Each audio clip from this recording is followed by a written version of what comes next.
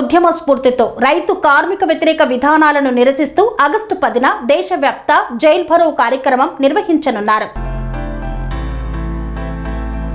Quit India ఉద్యమ స్ఫూర్తితో కేంద్రంలోని బీజేపీ ప్రభుత్వం అనుసరిస్తున్న ప్రజా, రైతు, కార్మిక, కూలీల వ్యతిరేక విధానాలను నిరసిస్తూ అఖిల భారత కిసాన్ సభ సిఐటియు అఖిల భారత వ్యవసాయ కార్మిక సంఘం పిలుపు మేరకు ఆగస్టు 10న నిర్వహించనున్న దేశవ్యాప్త జైల్ భరో కార్యక్రమాన్ని జయప్రదం చేయాలని తెలంగాణ రైతు సంఘం జిల్లా ప్రధాన కార్యదర్శి మిల్కూరి వాసుదేవరెడ్డి, సిఐటియు జిల్లా అధ్యక్షులు ఉప్పునూటి శ్రీనివాస్, వ్యవసాయ కార్మిక సంఘం జిల్లా కార్యదర్శి సుంకర సంపత్తులు పిలుపునిచ్చారు. ముకుందాలాల్ మిశ్రా భవన్ లో ప్రజా సంఘాల జిల్లా అధ్యక్ష కార్యదర్శుల సమావేశాన్ని చేపట్టారు. ఈ సందర్భంగా వాసుదేవారెడ్డి మాట్లాడుతూ విదేశీ స్వేచ్ఛ వాణిజ్య ఒప్పందాల వల్ల దేశంలోని వ్యవసాయ ఉత్పత్తుల ధరలు పడిపోయి రైతులు దివాలా తీస్తున్నారని ఆవేదన వ్యక్తం చేశారు.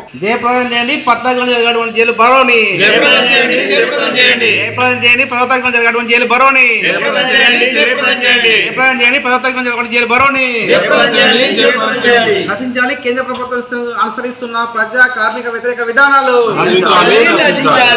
కేంద్ర ప్రభుత్వం అనుసరిస్తున్న రైతు వ్యతిరేక విధానాలు, నశించాలి కేంద్ర ప్రభుత్వం అనుసరిస్తున్న రైతు కార్మిక ప్రజా వ్యతిరేక విధానాలు, ప్రభుత్వ రంగ సంస్థల ప్రైవేటీకరణను, ప్రభుత్వ రంగ సంస్థల ప్రైవేటీకరణను, ప్రభుత్వ రంగ సంస్థల ప్రైవేటీకరణను వర్ధిల్లాలి. కార్మిక కర్షక పోరాటాల ఐక్యత, వర్ధిల్లాలి. కార్మిక కర్షక పోరాటాల ఐక్యత.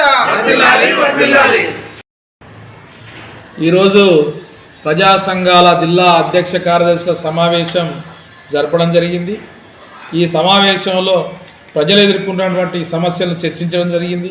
భవిష్యత్తు కార్యాచరణ కూడా తీసుకోవడం జరిగింది. ముఖ్యంగా దేశవ్యాప్తంగా 10వ తారీఖు నాడు జరిగేటువంటి జైలు భరోలో కార్మికులు, రైతులు, కూలీలు, సబ్బండ వర్గాలు కేంద్ర ప్రభుత్వ ప్రజా వ్యతిరేక విధానాలపైన కదం తొక్కాలని చెప్పేసి పిలుపునివ్వడం జరుగుతూ ఉంది. 10వ తారీఖున కళాభారతి నుండి గీతాభవన్ చౌరస్తా వరకు భారీ ప్రదర్శన ర్యాలీ ఉంటుంది. అనంతరం మానవహారం కూడా ఉంటుందని చెప్పేసి సందర్భంగా తెలియజేస్తున్నాం. కేంద్రంలో ఉన్నటువంటి బీజేపీ ప్రభుత్వం ఈ 12 సంవత్సరాల కాలంలో ముఖ్యంగా రైతులను పుట్టగొట్టేటువంటి, అట్లా కార్మికులు పుట్టగొట్టే, ఉపాధి కూలీల పుట్టగొట్టేటువంటి చట్టాలు 3 తీసుకొచ్చింది. అది వీబీజీ గ్రామ్జీ పేరుతో పాత చట్టాన్ని తోసిరాది బీబీజీ రామ్ చట్టాన్ని తీసుకొచ్చారు. అట్లాగే 29 కార్మిక చట్టాలను రద్దు చేసి 4 లేబర్ కోడ్లు తెచ్చారు. అట్లాగే వ్యవసాయానికి సంబంధించినటువంటి రైతాంగానికి నష్టం కలిగించేటువంటి విద్యుత్ సంస్కరణ చట్టం తీసుకొచ్చారు.